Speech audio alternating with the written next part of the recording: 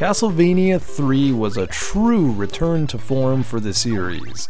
And while I loved Castlevania II, I don't think anyone would argue that it was extremely different than the original, focusing more on RPG elements than the action platforming elements from the original. So this was a really great, true return to form. In 1990, Konami brought the series back to its roots with Castlevania III: Dracula's Curse for the Nintendo Entertainment System. Gone were all the RPG elements that were introduced in Simon's Quest, being replaced by pure action platforming goodness. The classic sub-weapons from the original also made their triumphant return, such as the Holy Cross, the axe, dagger, and what have you. Castlevania III featured some really interesting improvements over the original though. Sure, it was an action platforming game, but it ditched the linear gameplay that the original had and instead focused more on what Castlevania II offered, which was non-linear paths. And it also introduced multiple playable characters, which I'll get to in just a second.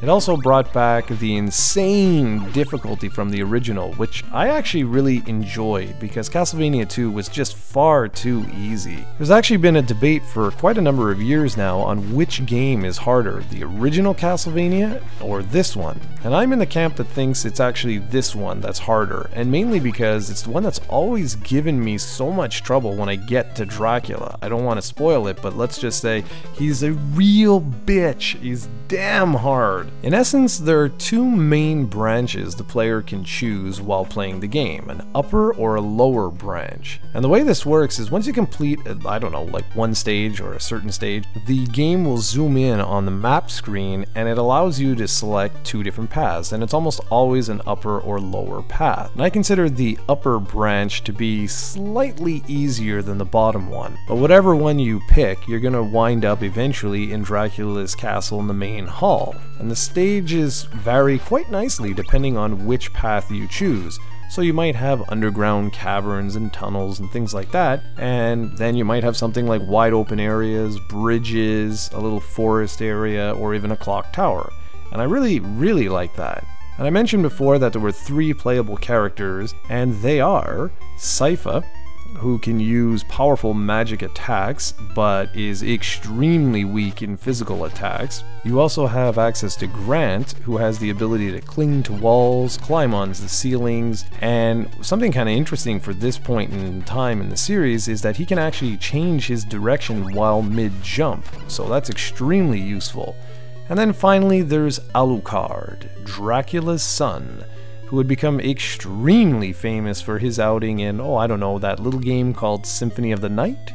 Alucard can shoot fireballs and turn into a bat for a short period of time, making him very useful in certain stages. And you have to make use of all 3 partner characters as well as your trusty Belmont, who in this case is Trevor Belmont, if you really want to explore each and every area of the game. Now one thing to note here is that you can only use one partner character at a time, and you can swap between Trevor and that partner by hitting the select button. Now what's cool is that you can actually achieve multiple endings depending on which character you finish the game with, so do keep that in mind. And pretty much everything else is exactly as it was with the previous 2 games. That means you can expect incredible graphics and one of the very best soundtracks on any NES game, and I'm serious. Many consider this game to be in the top 5 NES games ever created because of its depth of gameplay, the incredible audio-video package, and just, well, how much fun it is to play. And I am most certainly one of those people who would agree with that statement.